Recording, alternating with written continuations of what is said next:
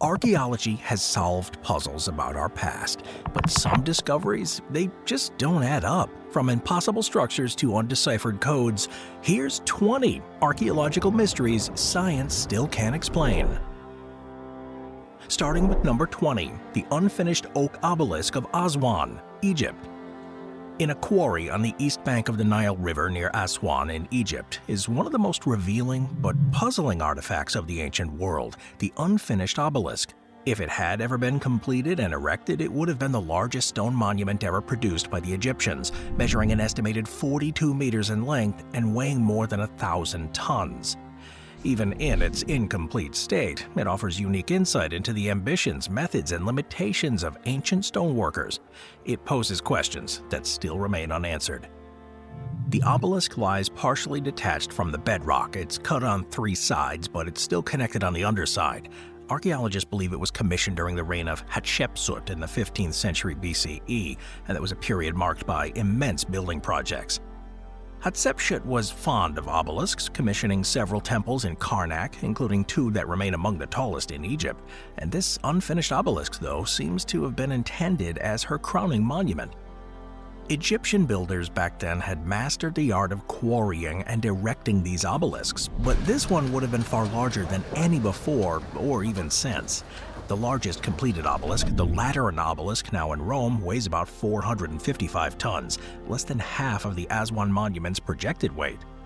But the work was abandoned after cracks appeared in the granite, and quarry workers had been using dolerite pounding stones to chip away at the surface, and as they excavated deeper, natural fissures in the rock widened. At some point the project was deemed impossible, and the obelisk was left in place. Yet it remains a mystery for several reasons. First is the matter of logistics. Modern engineers have attempted to reconstruct how these Egyptians could have moved such a weight.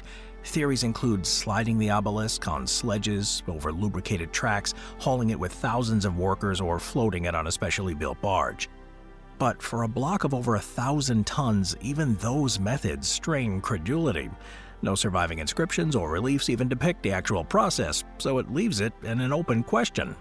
Second is the question of intent. Why attempt such a monumental task in the first place?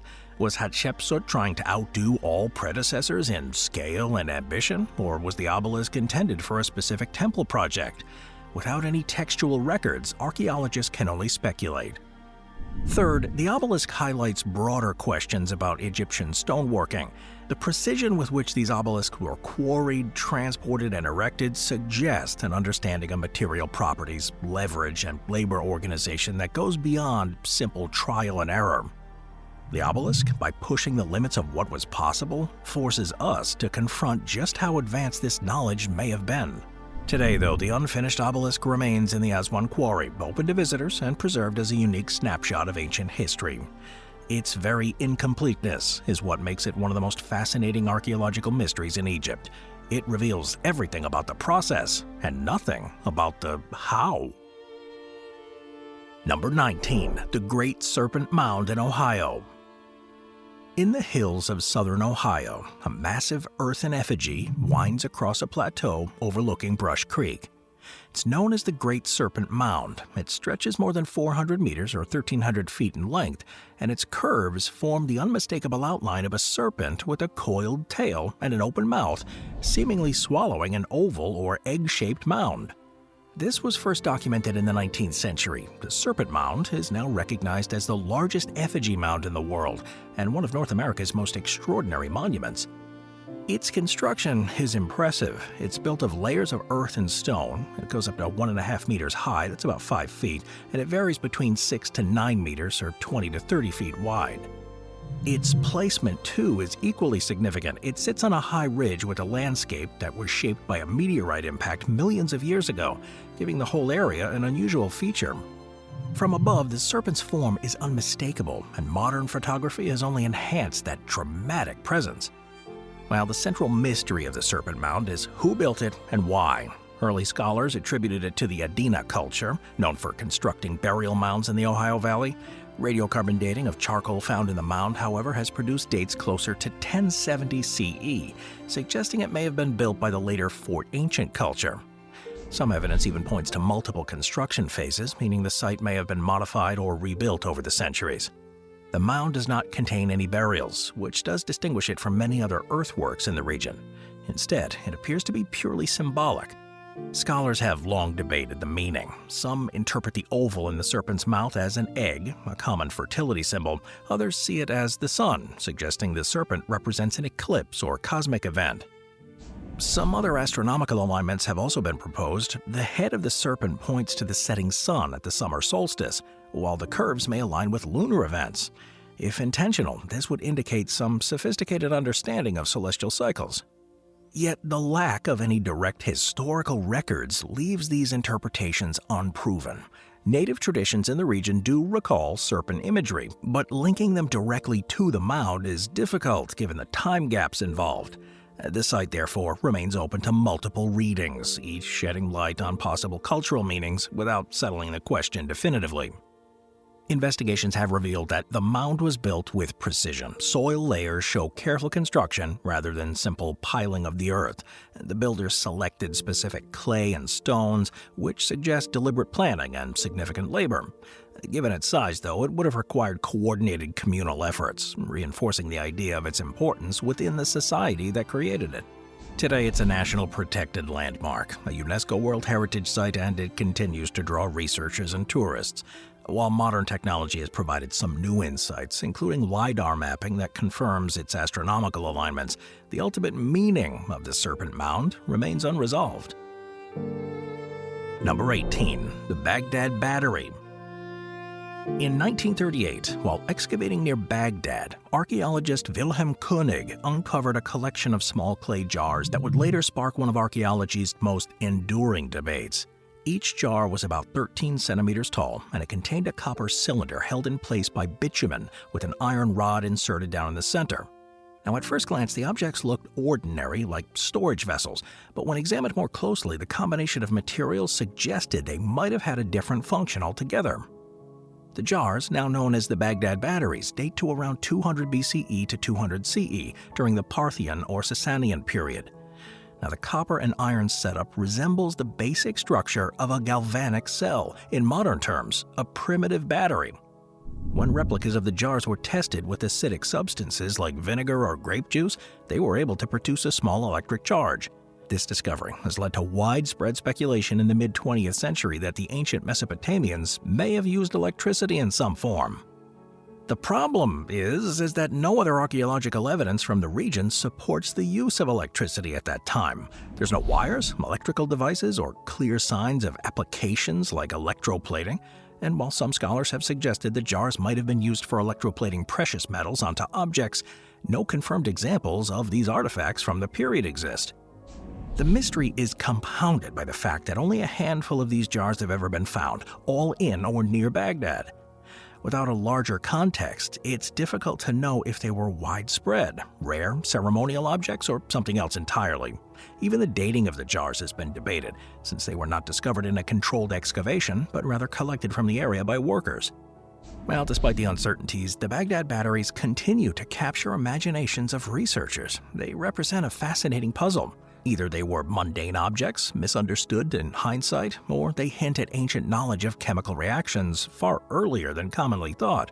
Most experts today remain cautious, noting that without clear evidence of electrical use in Mesopotamian society, the jars are better described as enigmatic artifacts rather than proof of ancient science that was lost to time.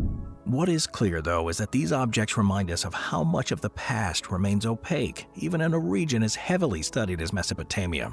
Discoveries can emerge that just defy easy categorization.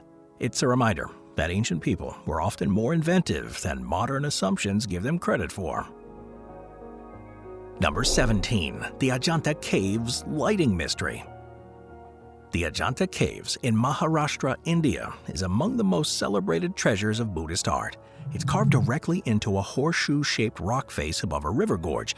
These 30 rock-cut caves date from roughly the 2nd century BCE to the 6th century CE.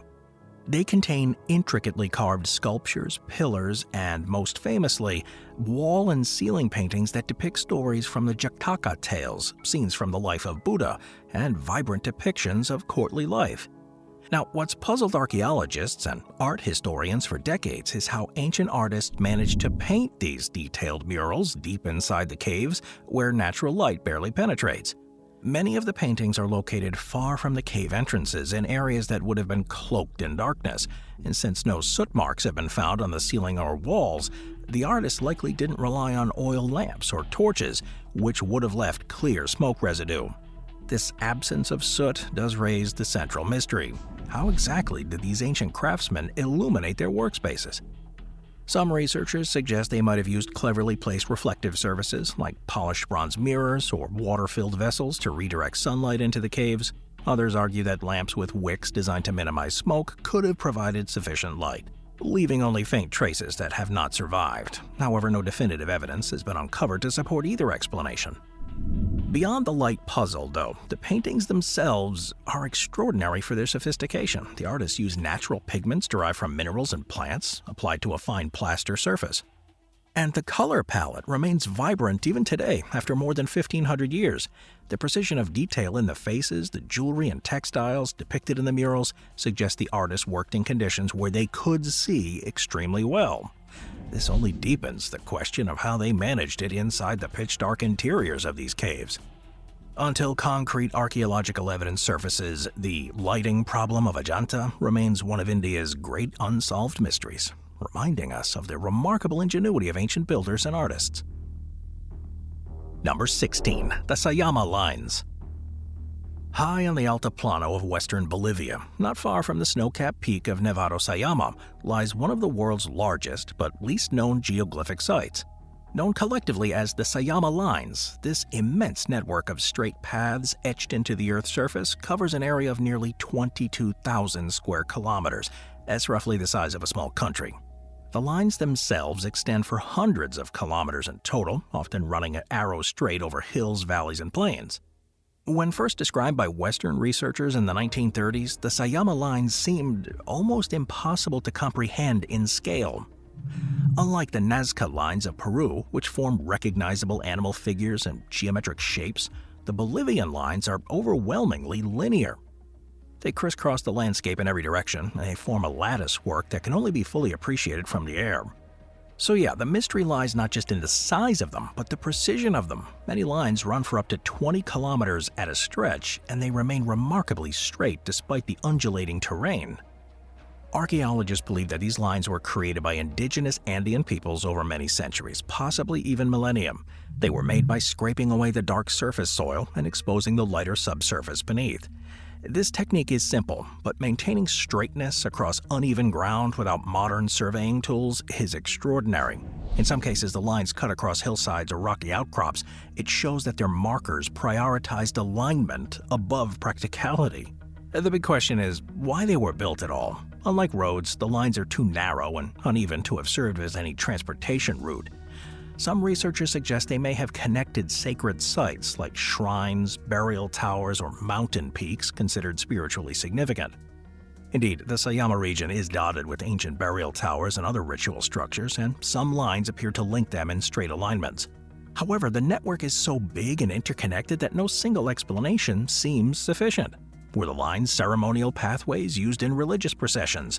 Did they serve as ritual maps of the cosmos, reflecting the Andean beliefs about order and alignment? Or were they territorial markers, establishing boundaries in a landscape where multiple groups coexisted? All these questions remain unresolved because no written records from these cultures that created the lines survive, and oral traditions are limited. Today, satellite imagery has revealed the full extent of the network more clearly than ever before, but it's also underscored how little we understand. There's no central pattern, no unifying design, only an overwhelming density of lines that seems to defy categorization. Ultimately, the Sayama lines remain an open mystery. They show extraordinary technical skill, immense communal labor maybe, and even a worldview that aligned across huge distances. But their exact purpose, whether spiritual, territorial, or something else, is yet to be unlocked. They are one of the largest, most mysterious human modifications of the landscape anywhere on the planet. Number 15. Nanmadol. On the eastern shore of Pohnpei, one of the islands of the Federated States of Micronesia, is Nanmadol, a ruined city unlike any other in the Pacific. It's often called the Venice of the Pacific. It consists of more than 90 small artificial islets built on top of a coral reef and connected by a network of canals. Rising above these islets are massive basalt walls, some up to 8 meters high, that form compounds, tombs, and ceremonial structures. Today, they make up a complex that was once the ceremonial and political center of the Sotolir dynasty, which ruled Pohnpei from around 1200 to 1600 CE. Now, what makes this place an archaeological mystery is the construction and its purpose. The islets were built by stacking large columns, naturally occurring prismatic stones formed by volcanic activity. These stones weigh several tons each, yet they were transported and positioned without the use of metal tools, wheels, or draft animals. How the builders managed to quarry, move, and assemble these heavy stones is unclear. Oral traditions speak of supernatural assistance, but archaeologists continue to puzzle over the method. The layout of this place is equally remarkable. The islets are arranged in a grid-like pattern, separated by tidal canals that allowed the canoes to pass between them. At its height, the city may have housed several hundred elite residents, along with many more servants and attendants. Key structures include a massive walled compound with tombs thought to house Sotolir rulers, and various other islets dedicated to specific functions like food prep, priestly activity, and ceremony. But unlike other Pacific island settlements, Nan Madol was not built inland or on high ground, but directly on top of a shallow reef. This choice made the site highly vulnerable to storms and tsunamis, raising questions about why such an exposed location was chosen. Some researchers suggest the watery setting reinforced the Sotolir's political and religious authority, which symbolized separation from the common population. Others believe it may have been a defensive choice, though the canals would have made large-scale defense pretty difficult. Some archaeological evidence shows that it was the seat of power for several centuries, but in the 1600s the site was largely abandoned. Oral histories recount the oppressive rule of the Sotolir dynasty and its eventual overthrow, after which political power shifted inland. The reasons for its decline, though, may have included social upheaval, environmental challenges, and the difficulty of sustaining life in a city built on small islets with limited agricultural land. But despite decades of study, Nan Madol is unresolved. The logistics of construction, especially the transport of those columns, continue to spark debate. Some suggest the stones were floated on rafts, while others argue they were dragged over land. Neither method fully explains, though, how such large stones were handled in these great numbers. Nan Madol also raises a broader question about state formation in the Pacific. The city represents a level of social organization and labor coordination rarely seen in Oceania outside of Polynesia, yet it developed in relative isolation. How the dynasty mobilized the resources and manpower to build and maintain Nan Madol remains the key question. In the end, it may stand as one of the world's greatest enigmas, a city built on the sea by a people who left no written record of their achievements. Its basalt walls and silent canals do remind us of the complexity of Pacific societies and the mysteries that still linger in archaeology. Number 14. The Cocknow Stone. In 1887, in a field outside of Glasgow, Scotland, a local antiquarian named Reverend James Harvey uncovered a massive sandstone slab covered in carvings. The slab, now known as the Cocknow Stone, measures about 13 meters by 8 meters, and it's one of the largest examples of prehistoric rock art in Europe. The surface of the stone is covered with more than 90 carved symbols, including spirals, rings, grooves, and cup marks. These motifs are part of a wider tradition of Neolithic Bronze Age rock art found throughout the British Isles and Europe, but the Cocknow Stone is unique for its size, its density, and its complexity. Despite over a century of study, the meaning of these carvings is uncertain. Theories have ranged from astronomical maps and territorial markers to religious symbols or depictions of local landscape. However, no definitive interpretation has been agreed upon, as the carvings lack any clear parallels in written or material culture from the same period. The stone has had a complicated history since its discovery. By the early 20th century, the stone was attracting attention from researchers, but also vandalism. In 1965, archaeologists decided to rebury the stone to protect it from further damage, covering it with soil and turf. For decades, it's remained hidden, now only known through sketches and photographs made before its burial. In 2016, the stone was temporarily re-exposed by a team from the University of Glasgow. Using modern 3D scanning technology, researchers documented the carvings in detail before reburying it again for preservation. The digital scans have allowed scholars and the public to study the stone virtually, while the artifact remains protected underground. But the stone itself raises several questions. Why did prehistoric communities devote so much effort to carving abstract symbols into stone surfaces? Why are similar cup and ring markings found across Europe, from Spain to Scandinavia, without any clear explanation of their meaning? And how should a modern society preserve these vulnerable outdoor monuments? Although the stone itself is silent, it continues to provide some insight into the symbolic world of prehistoric Europe. It suggests that maybe abstract thought, symbolic representation, and perhaps ritualized art were integral into early communities in Scotland. At the same time, the undeciphered motifs remind us of how much of prehistoric culture remains beyond our grasp. Number 13. The ruins of Great Zimbabwe. In the southeastern hills of Zimbabwe are the ruins of a once thriving city that gave the entire modern nation its name, Great Zimbabwe. Built between the 11th and 15th centuries CE, the city was the political and economic heart of a powerful kingdom that controlled trade routes spanning much of southern Africa. The ruins today cover almost 1,000 acres, and they include three main architectural zones: the hill complex, the Great Enclosure, and the valley ruins. The structures here are notable for their method of construction. The stone walls, some over 10 meters high and 5 meters thick, were built without mortar. The precision of the stonework here is remarkable, with granite blocks carefully cut and stacked together to create stable walls and towers. The largest of these, the Great Enclosure, is a circular wall enclosing an area roughly the size of a football field. Within it stands a 10-meter-high conical tower, whose purpose still remains unknown. At its height, this place may have housed 10 to 20,000 people, and evidence suggests it was a center for long-distance trade, dealing in gold, ivory, and possibly cattle. Artifacts from as far away as China and Persia, including porcelain shards and glass beads, have been found at the site, proving its role in global commerce. Yet, despite all this significance, much about Great Zimbabwe is still a mystery. The exact purpose of the stone enclosures is unclear. Were they defensive fortifications, royal palaces, religious centers, or symbolic statements of authority? The conical tower, too, in particular, has no parallel in African architecture, and it's been interpreted variously as a granary, a shrine, or a simple monument of prestige.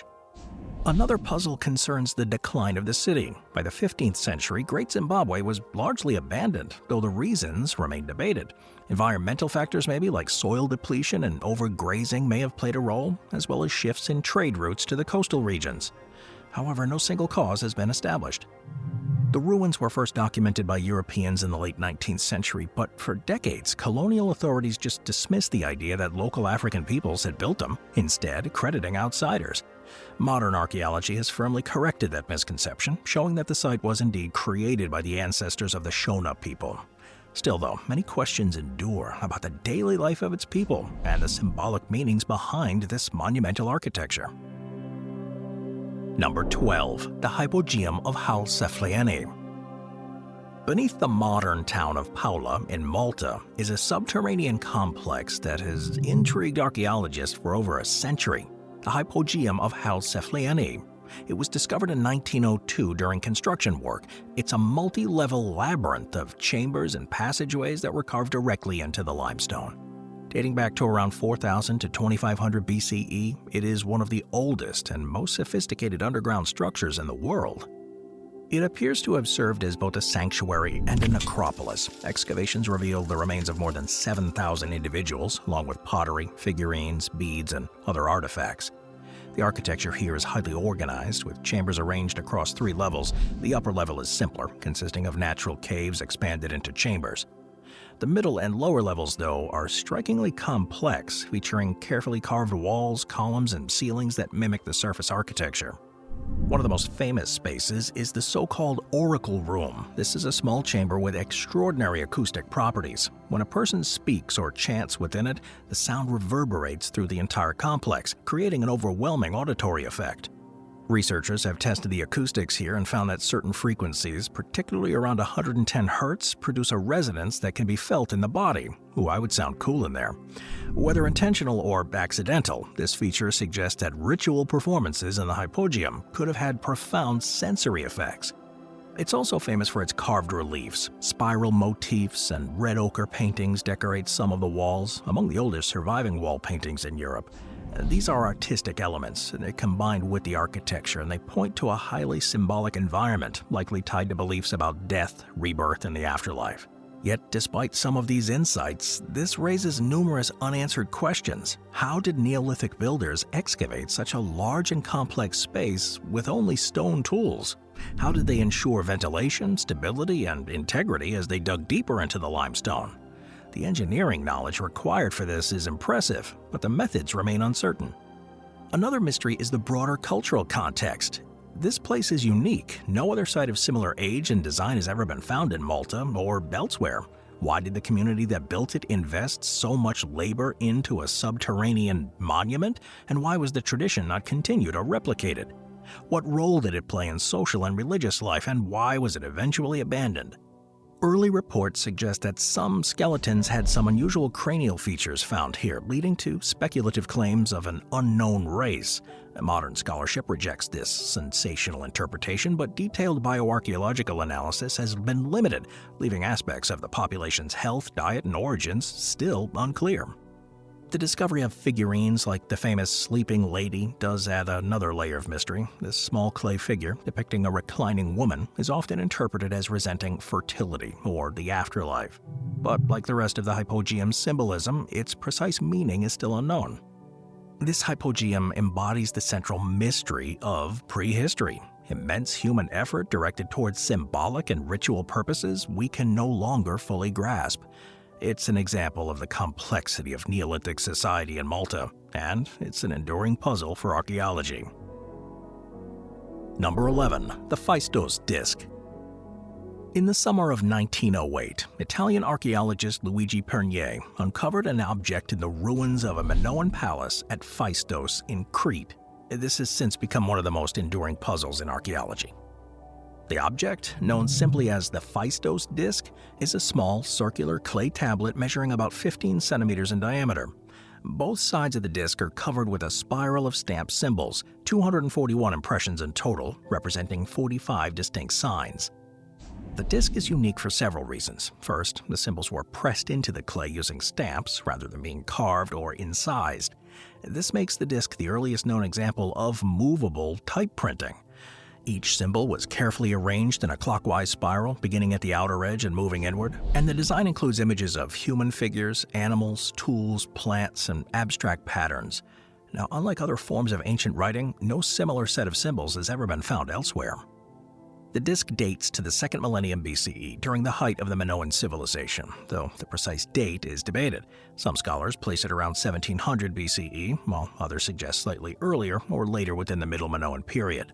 But what the disc represents, though, is unknown. The Minoans already used two writing systems, Cretan hieroglyphics and Linear A. Linear A has not been deciphered, but it appears across a range of artifacts. The Phaistos disc, by contrast, stands alone. No other artifacts uses the same symbols, and no bilingual inscriptions exist to provide clues. Over the past century, though, numerous attempts have been made to decipher the disc. Scholars have proposed that it represents a hymn, a calendar, a board game, or even a form of magical incantation. None of these theories have gained any universal acceptance, largely because the sample is too small. One disc with no context or parallels is not enough to establish a secure interpretation. The archaeological context of the disc also complicates matters. It was discovered in a basement room of the Palace of Phaistos, alongside other Minoan artifacts, but the exact original use is unclear. The craftsmanship suggests deliberate effort. The use of stamps indicates that whoever made it possessed both tools and the foresight to create repeatable designs. Why go to the trouble of stamping symbols into a clay disc if not to convey something of significance? Was this the prototype of a writing system that never spread, or was it an isolated creation for a special occasion? These questions continue to fuel debate. Today, the Phaistos disc is housed in the Archaeological Museum, where it draws intense interest from visitors. For the public, it embodies the allure of undeciphered scripts, tangible proof of a message from the past that we just can't read. For archaeologists, it's a reminder of the limits of our interpretations. Without context, even the most striking artifact can remain silent.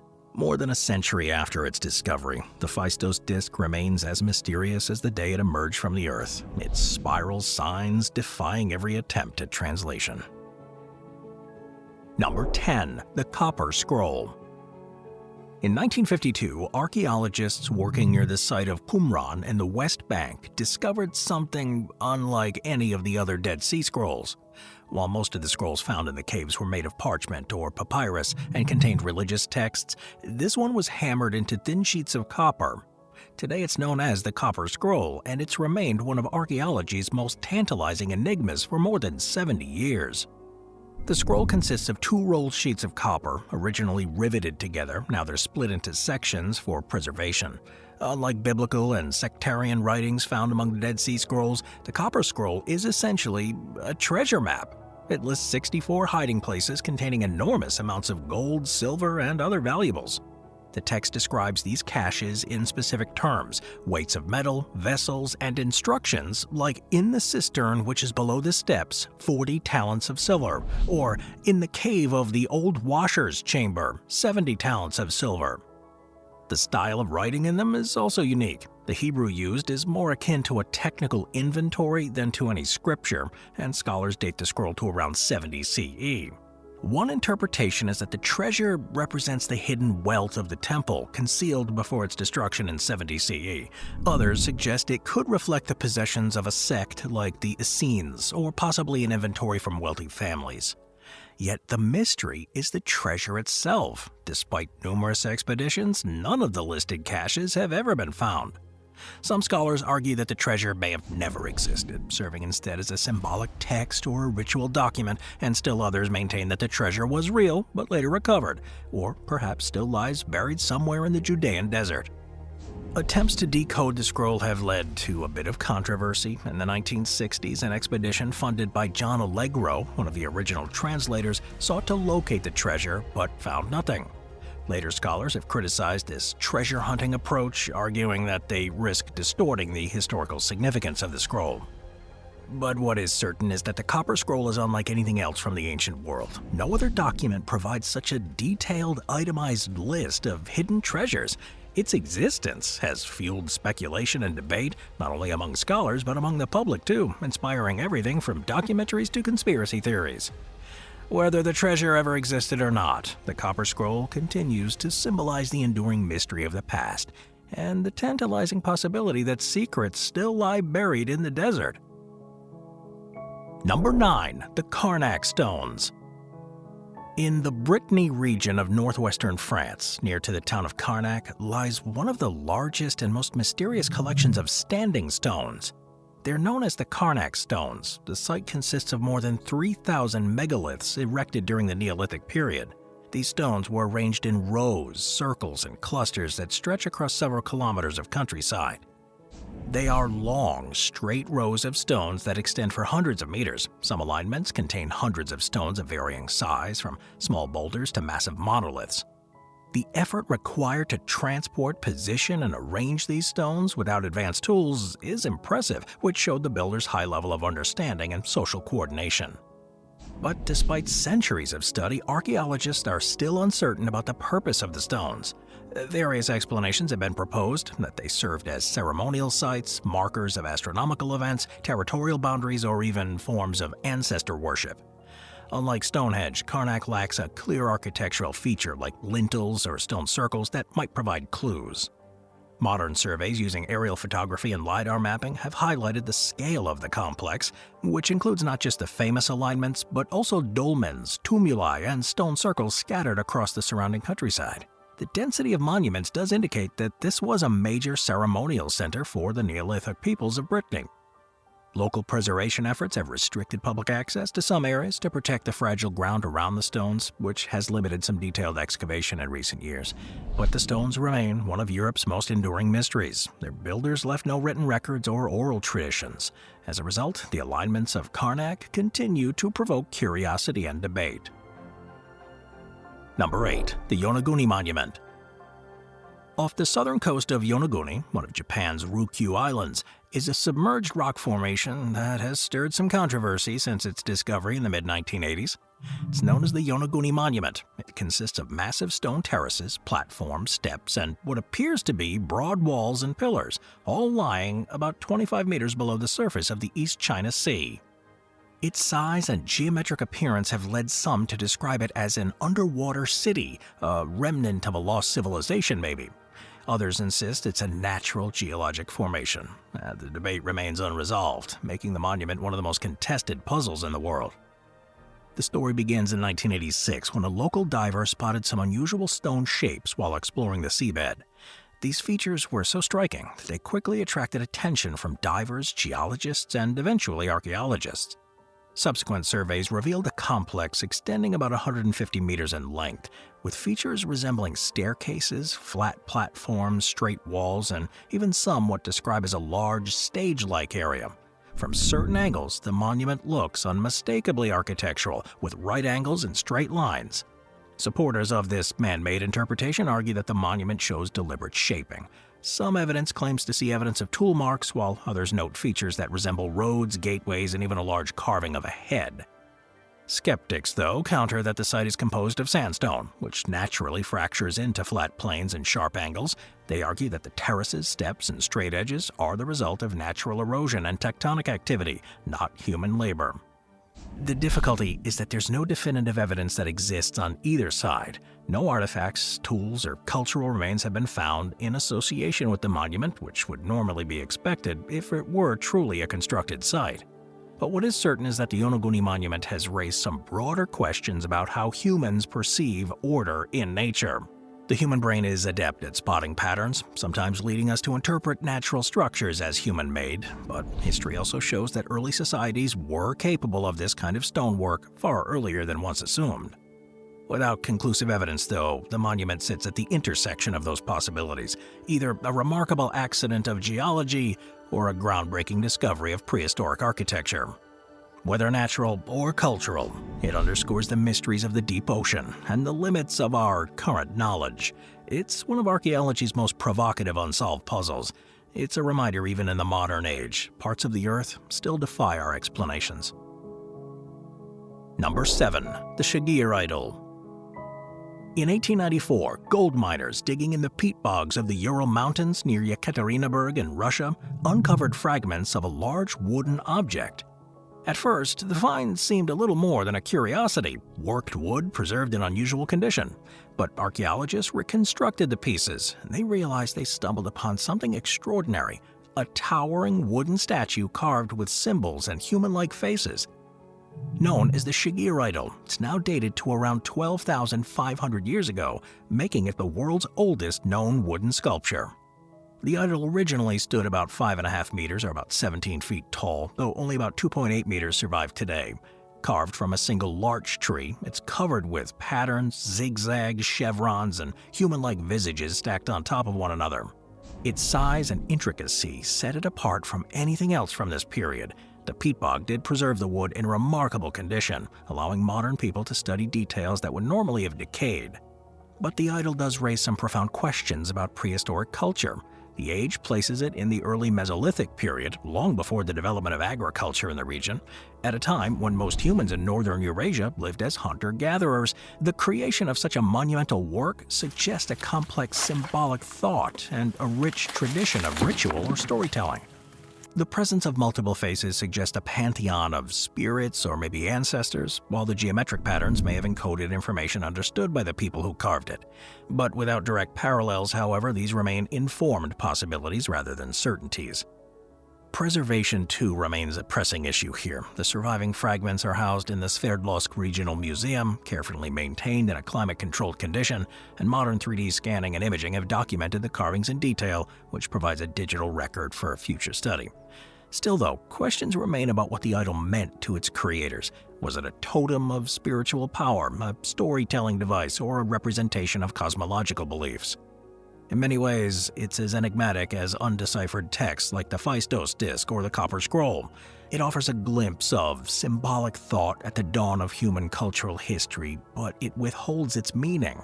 Its age, scale, and mystery make it one of the most important and puzzling artifacts of the world. Number 6. The Mount Owen Moa Claw. In 1986, a team of speleologists exploring a remote cave system on Mount Owen, part of the Southern Alps in New Zealand, made a discovery that shocked the community of scientists. Deep within the dark chambers of the cave, they uncovered a large mummified claw with scaly skin and flesh still attached. The claw looked as though it came from a living creature, but further examination revealed it belonged to a moa, a giant flightless bird that had been extinct for centuries. Moas were native to New Zealand, and they included several species, ranging from the size of a turkey to over 12 feet tall. These birds had no wings, and they were herbivores, forming an essential part of New Zealand's pre-human ecosystem. Some evidence shows that they were hunted to extinction by the Maori around 14th or 15th century, and until the Mount Owen discovery, the moa remains had been found in various states, often as bones or subfossilized fragments. Carbon dating and analysis confirmed that the claw belonged to an upland moa and one of the smaller species that lived in the high-altitude regions. The preservation was due to the cold, dry conditions of the cave, which created a natural environment for mummification. The moa claw quickly became an icon of paleontology, but it also sparked some mystery and speculation. How could such a claw, appearing so fresh, have survived for centuries? Did it belong to a moa that died only a few hundred years ago, suggesting the species survived longer than previously thought? Or was its preservation simply an extraordinary accident of environment? While the general consensus is that hunting and habitat destruction led to their disappearance, the rapidity of their decline and the survival of preserved remains in remote areas do raise questions about how complete our picture really is. But beyond the scientific significance, the claw resonates culturally. The Maori revered the moa, and their oral traditions contain references to these giant birds. The discovery of such a lifelike artifact reinforced the deep connection between New Zealand's natural history and its culture. It represents not only a window into a vanished ecosystem, but a mystery about how much remains hidden in New Zealand's caves and wilderness. It does remind us that extinction is often a bit more complex than a simple endpoint, and that even in modern times, discoveries can reshape our understanding of the past.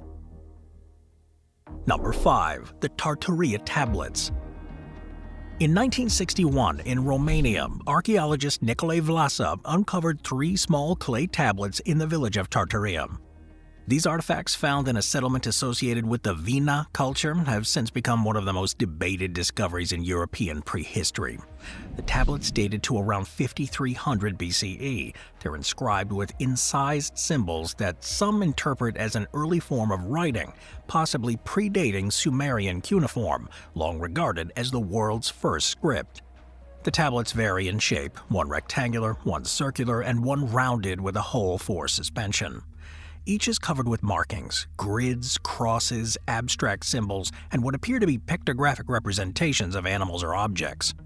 The incisions are shallow but deliberate, arranged in patterns that suggest intentional meaning rather than random decoration. If the tablets do indeed represent writing, they would push back the origin of written communication by more than a millennium and place its earliest appearance not in Mesopotamia, but in southeastern Europe. This interpretation, however, is highly controversial. Supporters of this hypothesis point to similarities with later script, like Sumerian pictographs and even Linear A. They argue that the repeated symbols and structured arrangements suggest a system of communication rather than isolated drawings. Some propose that the Vina culture developed its own proto-writing system, now known as the Vina symbols, which appear on hundreds of artifacts across the Balkans. The tablets, in this view, are the most sophisticated example of that tradition. But complicating the debate is the issue of dating. The tablets were found alongside other Neolithic artifacts and organic material that radiocarbon dating places at around 5300 BCE. However, the tablets themselves were baked at a later date, possibly during an accidental fire, which makes the direct dating difficult. Still though, most scholars accept their placement within the Vina culture. These tablets remain central to debates about the origins of writing and the development of symbolic systems in early Europe. Even if they don't represent true writing, they demonstrate that Neolithic societies in Europe were experimenting with complex symbolic representations thousands of years before the classical civilizations arose. Replicas and photographs circulate widely in academic circles, which fuels ongoing debates. Scholars continue to study the tablets alongside other Vina artifacts, using digital imaging and comparative analysis. They may represent a lost tradition of communication, a ritual code, or the earliest steps towards literacy. Whatever their meaning, the Tartaria tablets remain one of archaeologists' most intriguing artifacts. Number 4. The Olmec Cascajal Block. In 1999, in Veracruz, Mexico, a road construction worker unearthed a rectangular slab of serpentine stone covered with symbols. Measuring about 36 by 21 centimeters, the block bore 62 distinct signs arranged in horizontal rows. This artifact, later known as the Cascajal Block, is now recognized as the earliest known example of writing in the Americas, and one of the greatest unsolved puzzles of Mesoamerican archaeology. The block is associated with the Olmec civilization. They're often referred to as the mother culture of Mesoamerica. They flourished between 1500 and 400 BCE. The Olmecs built colossal stone heads, ceremonial centers, and a complex society. Yet despite their importance, little is known about how they communicated. Until the discovery of the Cascajal block, scholars debated whether they had developed a true writing system. This block appears to provide an answer, but it raises as many questions as it solves. The 62 symbols include representations of plants, animals, abstract designs, and geometric forms. The layout in rows also indicates intentional sequencing, unlike random decoration. Scholars who support the writing hypothesis argue that the Cascajal block represents a form of Olmec script, predating Maya hieroglyphics by several centuries. If that was true, it would confirm that the Olmecs pioneered literacy in Mesoamerica. Skeptics, however, caution that the block is a single artifact with no direct parallels. They argue that true writing requires multiple examples across contexts to demonstrate systematic use. The lack of additional inscriptions with the same symbols makes it difficult to confirm. But what makes the block so important is its potential to reshape our understanding of literacy's origins. If the symbols are indeed a writing, then Mesoamerican literacy began earlier and independently of Old World traditions. Did the Olmecs experiment with writing but abandon it? Or was their script limited to specific ceremonial functions, never intended for widespread use? Today, the block is housed in Mexico's National Institute of Anthropology and History, where it's studied. Scholars continue to debate its significance, but all agree it represents a breakthrough. It is a tantalizing artifact, an undeciphered message from one of the world's earliest civilizations preserved in stone, but silent in meaning. Number 3. The Diquí Stone Spheres. Scattered across the Diquí Delta and nearby areas of southern Costa Rica are hundreds of nearly perfect stone spheres, ranging in size from a few centimeters to over 2.5 meters in diameter and weighing up to 15 tons. These artifacts, crafted from gabbro, limestone, and sandstone, were created by the pre-Columbian Diquí culture between 500 CE and 1500 CE. They're known simply as the Diquí Spheres, and they represent one of the most distinctive archaeological legacies of Central America. The spheres were first documented in the 1930s when the United Fruit Company began clearing land for banana plantations. Workers encountered these stones buried in fields or partially covered by jungle, and since then more than 300 have been cataloged. Now, the craftsmanship is pretty cool. The spheres are remarkably round, with precision that suggests careful shaping. Yet no tools directly associated with their manufacture have ever been found, leaving details of the technique to create them uncertain. The purpose of them is a great mystery. They were often found in association with settlements, plazas, and burial sites, suggesting they held symbolic significance. Some were arranged in lines, triangles, or circles, possibly marking ceremonial spaces. Others may have served as status symbols, denoting power and prestige of leaders. But despite all the theories, there's no definitive explanation. They lack any inscriptions or carvings that might reveal their meaning, and their sheer variety, from small handheld stones to giant monoliths, complicates their interpretation.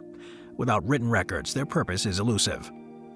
In the 20th century, myths and pseudoscientific claims grew around the spheres, including theories of extraterrestrial involvement, and while such ideas lack evidence, they reflect the fascination these objects inspire.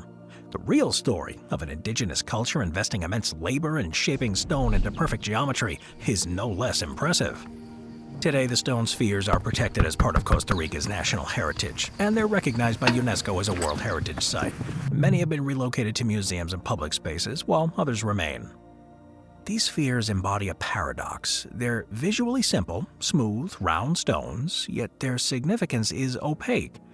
They're an example of the skill, organization, and symbolic imagination of the Daki people, and remind us that even the most geometric of forms can carry meanings now lost to time.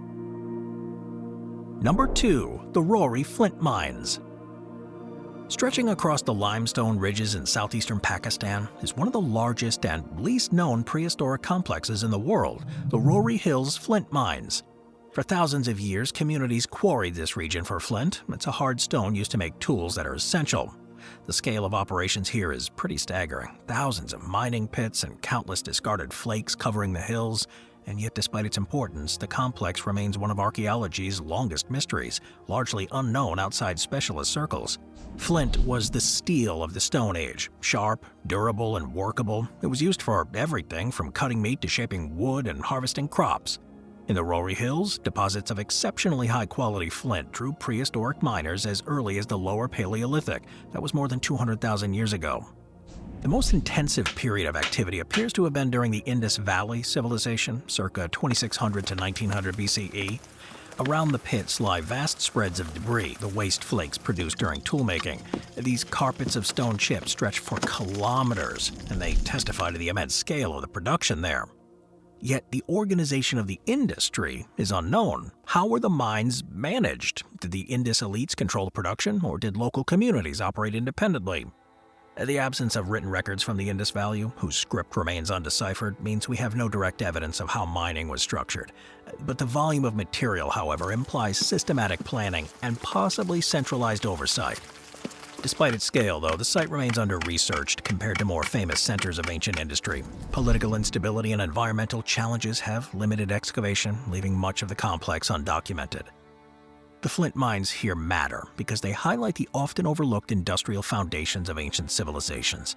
Without flint sickles, drills, and knives, the agricultural and urban systems of the Indus Valley would not have functioned. Yet the mines here remain mysterious. We know they were used intensively, but how they were organized, who controlled them, or what cultural meanings they carried, we don't know. Did miners view their work as purely practical, or did the act of extracting stone from the earth carry ritual significance? The presence of certain work stones that appear to have no functional purpose hints at symbolic dimensions we can't yet understand. Efforts are underway to document and preserve parts of the complex, but much may already be lost. In the end, the flint mines here remind us that civilization is built not only on grand temples and palaces, but also on the quiet labor of resource extraction. Those crafters, their legacy is written in the stone tools that shaped the daily life for thousands of years. Tools that spread across the Indus Valley and beyond, silently carrying with them the mystery of their origin. Number 1. Göbekli Tepe. On a limestone ridge in southeastern Turkey is a site that has rewritten the story of human civilization. It's known as Göbekli Tepe. This ancient sanctuary was first identified in the 1960s, but only fully recognized after excavations began in the 1990s under the direction of German archaeologist Klaus Schmidt. What researchers uncovered was astonishing. Stone circles built by hunter-gatherers more than 11,000 years ago, centuries before the development of farming, writing, or metal tools. Dating to around 9600 BCE, Göbekli Tepe is considered the world's earliest known monumental architecture. The site consists of circular and oval enclosures defined by these T-shaped pillars, some weighing up to 20 tons and standing more than 5 meters tall. Many of the pillars are elaborately carved with reliefs of animals, lions, boars, snakes, vultures, and scorpions, as well as some abstract symbols. But what makes it mysterious is its apparent purpose. The enclosure shows no evidence of domestic activity like hearths, food preparation, or even trash pits. Instead, they appear to have been purely ceremonial. This does challenge the unconventional narrative that monumental architecture only emerged after the agricultural revolution, when settled societies could support large-scale projects. At Göbekli Tepe, it appears that religion or ritual may have come first, motivating people to gather and organize before farming even began. Another puzzle here is the deliberate burial of the site. Sometime around 8000 BCE, the enclosures were filled with rubble and covered over. This preserved them in good condition, but raises some questions about why the builders intentionally buried their own monuments. Some excavations have only revealed a fraction of its extent. Ground-penetrating radar suggests dozens more enclosures lie buried beneath the hill, hinting that what's been uncovered so far is only a small part. Each new discovery adds complexity. Despite decades of study, though, it resists easy explanation. It offers no written records, no clear burials, and no definitive clues to its rituals, yet its presence is undeniable. Huge stones rising from a time when humans were thought to live in only small, mobile bands. This site seems to demonstrate that complex ritual and large-scale cooperation were part of human society far earlier than we once believed. Of course, today Göbekli Tepe is a UNESCO World Heritage Site, and it's open to visitors, the massive pillars sheltered by protective roofing. Ongoing excavations continue, and the site not only stands as a monument to early human ingenuity, but a profound reminder of how much remains unknown about our beginnings. Its stones whisper beliefs that we cannot decipher, rituals we cannot construct, and a worldview that is hidden across the gulf of millennia.